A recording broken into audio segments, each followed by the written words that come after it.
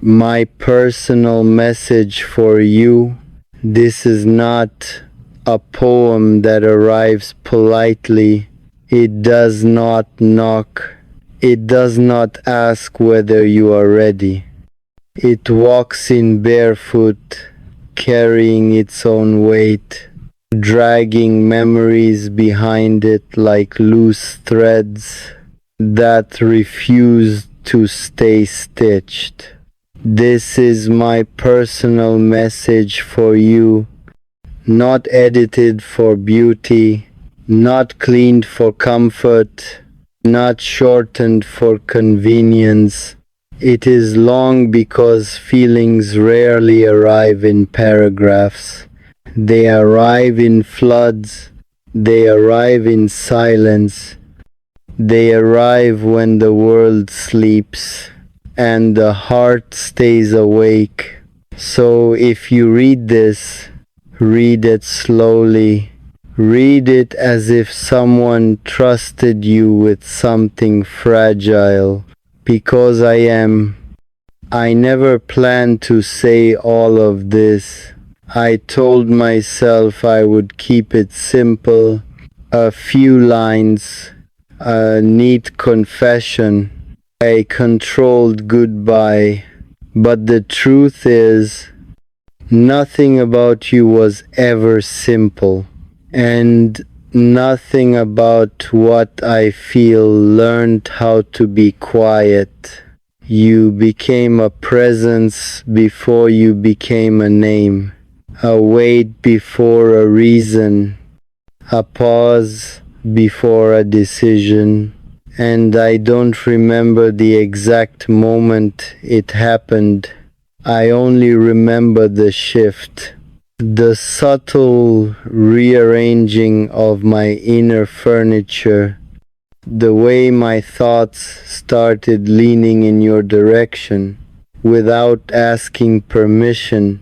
You see, some people enter your life like events. Others enter like weather. You were weather. You changed the temperature of my days, the pressure of my nights, the forecast of my future, and suddenly everything else felt either too loud or too empty. This message is not an apology. It is not a request. It is not a promise. It is simply truth laid out without armor, because I am tired of pretending that what I felt was small. I am tired of minimizing the impact you had on my inner world. You did not just pass through me. You stayed, you rearranged, you marked territory. Even now, when I try to think of neutrality, your name tilts the balance. I want you to know something important. I never loved you in the way stories teach us to love, with fireworks, with certainty, with dramatic declarations. I loved you in fragments, in pauses, in restraint. I loved you by not saying things that would have been easier to say, by choosing silence when confession would have been selfish. I loved you by carrying it alone, and that may not look like love from the outside, but from the inside, it was everything. There were days I wanted to reach for you, not with my hands, but with my honesty. Days I rehearsed conversations that never happened, sentences that dissolved before reaching my mouth, because timing is cruel and circumstances rarely care about sincerity. So I learned to store words inside me, carefully, painfully, and they grew heavy. This message is those words, finally allowed to breathe. I don't know how you remember me, if at all. Maybe I am just a passing thought, a name that surfaces briefly before sinking back into irrelevance. And that's okay. It truly is. This message is not about being remembered. It is about being honest. It is about acknowledging that something real existed, even if it was never named aloud. You once made me feel seen without trying to look. That is rare. Most people look directly at you and still miss who you are. You notice the quiet things, the pauses between my words, the fatigue behind my smiles, and even if you never said anything, the noticing itself was enough to leave a mark. I sometimes wonder if you ever felt it too, that subtle pull, that unnecessary awareness, that strange familiarity. Or maybe this was one-sided, a private storm in my chest that never touched your sky. Either way, it mattered to me, and that is reason enough to speak it now. This message is not asking you to come back. It is not asking you to choose me. It is not asking for anything at all. It is simply saying, you are important, you are important, and what I felt was real, even if it stayed invisible. I have learned that some connections are not meant to be lived out. They are meant to change you. They are lessons, not destinations. And you changed me. You taught me how deeply I could feel without possession, how intensely I could care without entitlement. You taught me restraint. You taught me patience. You taught me how to sit with longing and not let it rot me from the inside. That education came at a cost, but it was valuable. There were moments I hated myself for feeling this way, for caring quietly, for hoping silently, for staying when leaving would have been easier. But now I understand. Not all strength is loud. Not all love demands recognition. Some of it exists only to prove that the heart is capable of more than survival. If this message ever reaches you, I want you to read it without guilt. You did nothing wrong. You owed me nothing. This is not a burden. It is a release. For me, I am letting go. Not because what I felt was weak, but because it was strong enough to be acknowledged and set free. Holding it forever would have turned it bitter. Speaking it now turns it human. You may never respond. You may never even know this was meant for you, and that is okay. Some messages are not written to be answered. They are written to stop echoing inside the writer.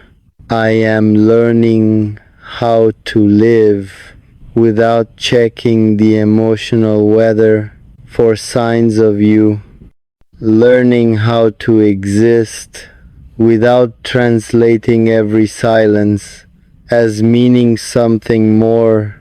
It is a process, slow, uneven, honest.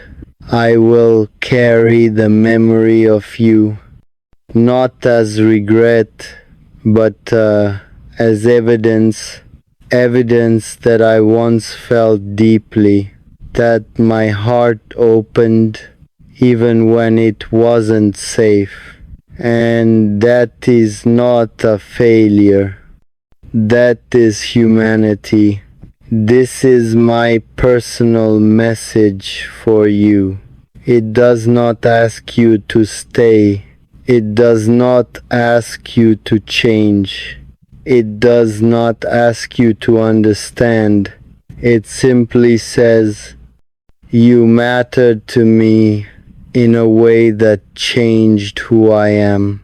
And I am finally at peace with admitting that if this is the last thing I ever say to you, let it be this.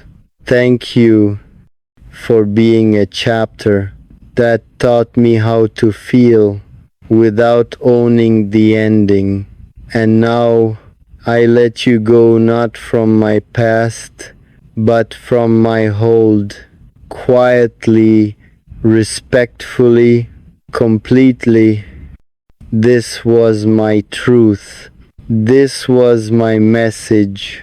This was for you. I thought ending the first message would bring closure. I thought putting a final line down would somehow seal the feeling, as if words could behave like doors. But emotions are not rooms.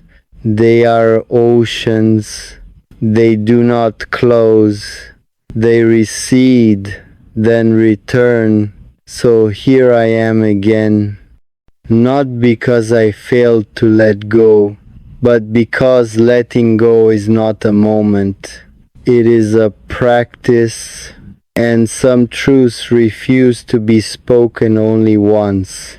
There are still things I never said, not because I was afraid you wouldn't understand, but because I understood too well what saying them might change.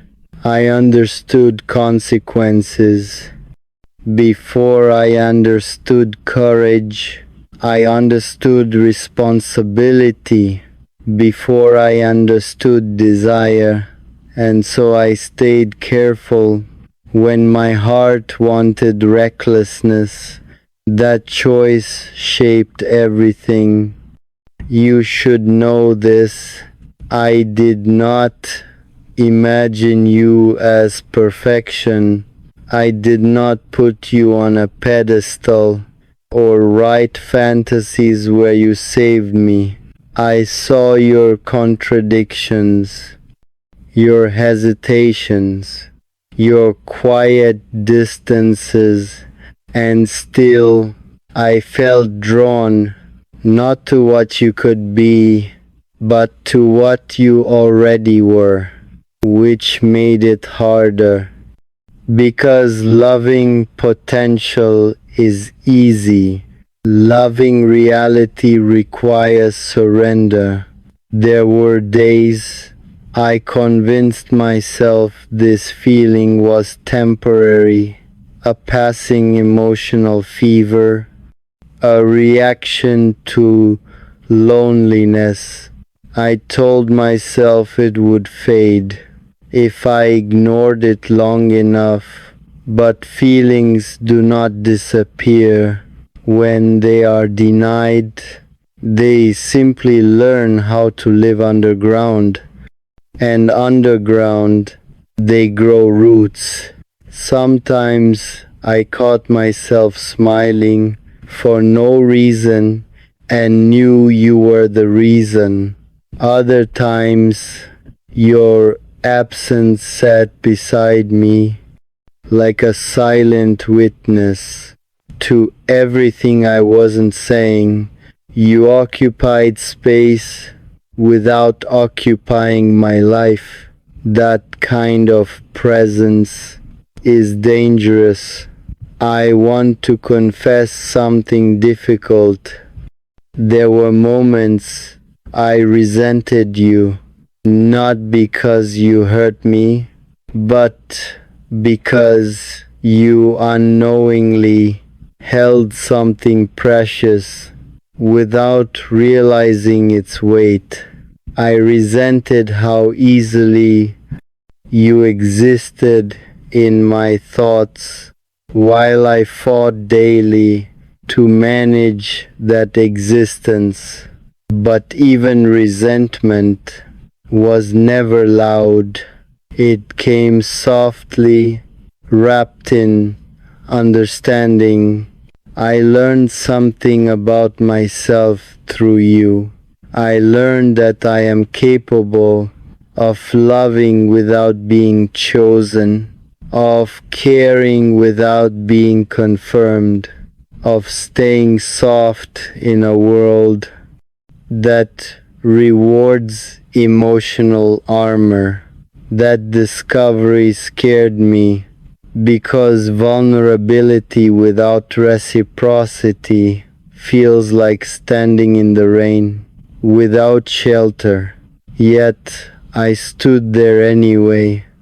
You were never a mistake, even on days when the pain felt unnecessary, even when I wished I had never felt anything at all, because numbness would have been easier.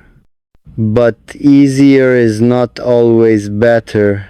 I sometimes wonder what version of me you knew. Did you see the careful one, the restrained one, the one who laughed lightly and spoke safely? You never met the version that existed alone at night, arguing with himself, trying to be rational about something profoundly emotional. You never met the version that rehearsed letting you go like a skill, and maybe that is okay. Not everyone deserves every version of us. Some people only meet the surface, not because they aren't worthy, but because the depth is too costly to reveal. This message is also about forgiveness. I forgive myself for feeling something I never planned to feel, for crossing emotional lines internally, even when I stayed within boundaries externally. Intent matters, and my intent was never destruction. If I am honest, part of me wanted you to notice, not dramatically, not urgently, just enough to know I wasn't alone in what I felt. But wanting something does not mean deserving it. So I carried that want without demanding it be fulfilled. There is a particular loneliness in loving quietly. No one warns you about it. You can't grieve openly because nothing officially ended. You can't explain your pain without sounding exaggerated. So you learn to grieve silently,